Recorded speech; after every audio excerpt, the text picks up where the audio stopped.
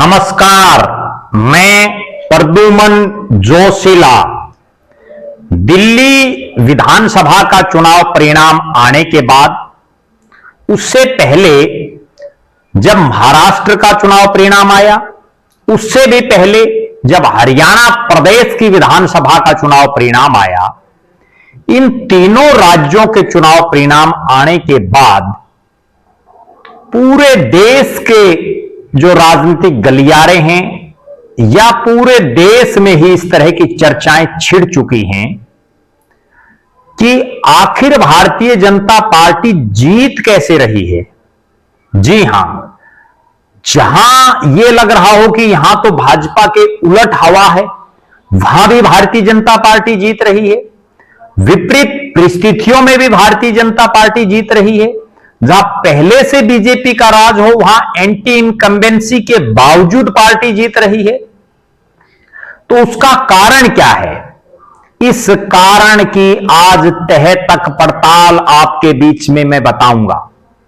उससे पहले आप सभी दर्शकों से अनुरोध है कि आप हमारे YouTube चैनल को सब्सक्राइब करें, बेल आइकन घंटी का बटन अवश्य दबाएं, वीडियो को ज्यादा से ज्यादा शेयर करें, अपने बहुमूल्य कमेंट्स अवश्य लिखें।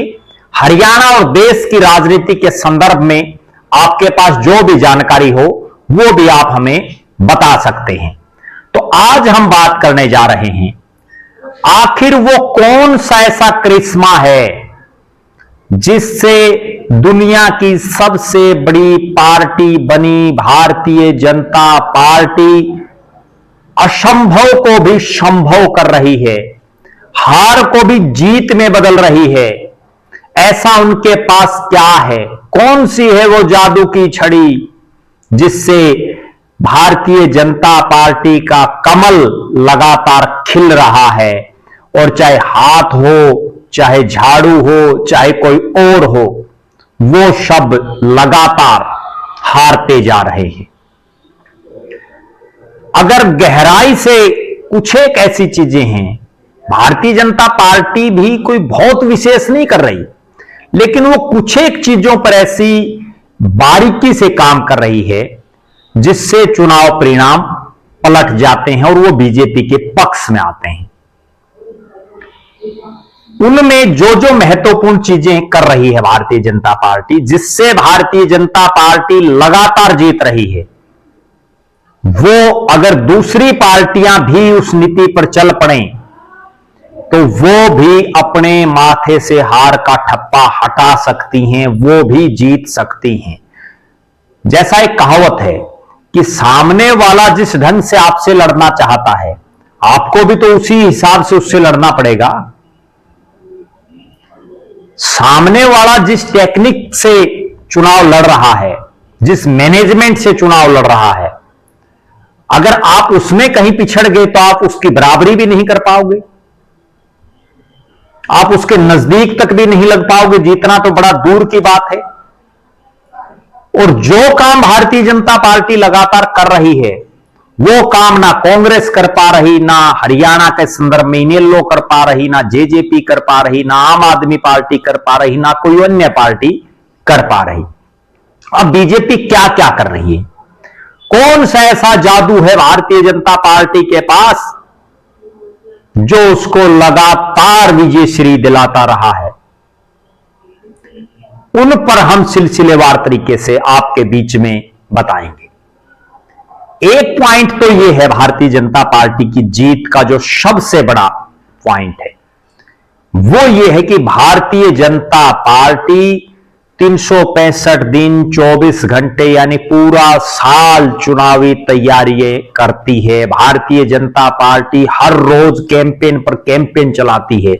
भारतीय जनता पार्टी हर रोज अपने कार्यक्रम रख रही है, जहां वो सत्ता में है वहां भी, जहां वो विपक्ष में है वहां भी। और उन कार्यक्रमों में मैंने खुद देखा है अपनी आंखों से, जब हरियाणा प्रदेश में भारतीय जनता पार्टी का कोई वजूद नहीं था, जब बीजेपी का कुछ नहीं था हरियाणा में, तब भी वो इसी तरह की मीटिंगें लगातार करते रहते थे।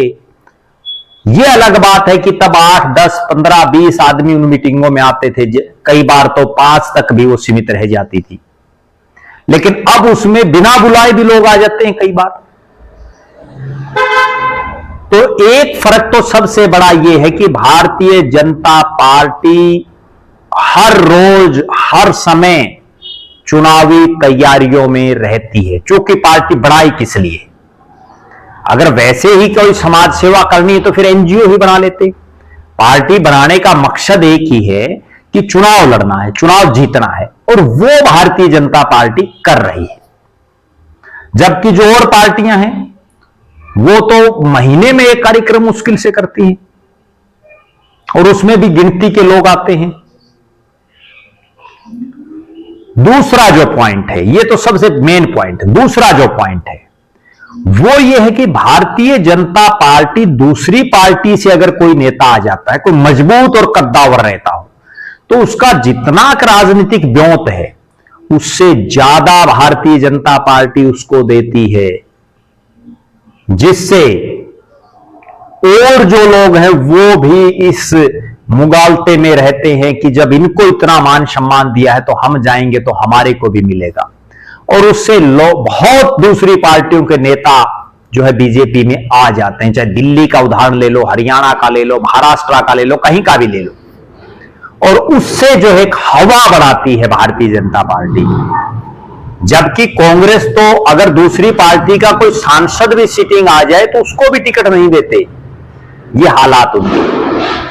तीसरी महत्वपूर्ण बात, भारतीय जनता पार्टी कोई कितना बड़ा नेता हो, कोई कितने बड़ा फन्नेखा हो, अपनी पार्टी का हो चाहे दूसरी पार्टी से आया हुआ हो, अगर उनको 1% भी ये लगता है कि ये चुनाव नहीं जीत सकता तो उसकी टिकट काट देते हैं। बड़े बड़ों की टिकट काट दिया। जिन प्रवेश वर्मा का बड़ा डंका बजा हुआ है उनको लोकसभा में टिकट नहीं दी। हरियाणा के संदर्भ में देख लीजिए आप, कितने बड़े बड़े फन्नेखाओं को टिकटें नहीं दी। तो केवल और केवल भारतीय जनता पार्टी जिताऊ चेहरे पर दांव खेलती है। सिटिंग गेटिंग का कोई फार्मूला नहीं है। बड़े बड़े मंत्रियों की टिकटें काट देते हैं, जबकि जो दूसरी पार्टी है वो सिटिंग गेटिंग में ही उलझी रहती हैं और फिर उनके नेता चुनाव हार जाते हैं। चौथा जो मेन पॉइंट है वो मेन पॉइंट ये है कि भारतीय जनता पार्टी मैनेजमेंट इस ढंग से करती है, चुनावी प्रचार और मैनेजमेंट, ये दो चीजें ऐसी हैं जिसमें बीजेपी का कोई शानी नहीं है। एक नारा, बहुत छोटे शब्दों में कोई भी नारा वो देते हैं, जैसे मोदी है तो मुमकिन है। दिल्ली में उन्होंने आपदा, हरियाणा में भी इस तरह से triple engine, double engine, non stop Haryana, इस तरह के जो नारे हैं ये भी लोगों को आकर्षित करते हैं, लोगों को प्रभावित करते हैं। जबकि कांग्रेस और जो दूसरी पार्टियां हैं वो वही 2000 से पहले की राजनीति, वही घिसे पिटे नारे लेकर के मैदान में आती है, उसी घिसी पिटी रणनीति से मैनेजमेंट करती है। यह एक बहुत बड़ा कारण है। उसके बाद अगला जो कारण है वो भी बहुत महत्वपूर्ण है, और वो ये है कि भारतीय जनता पार्टी के पास अपना कैडर तो है ही।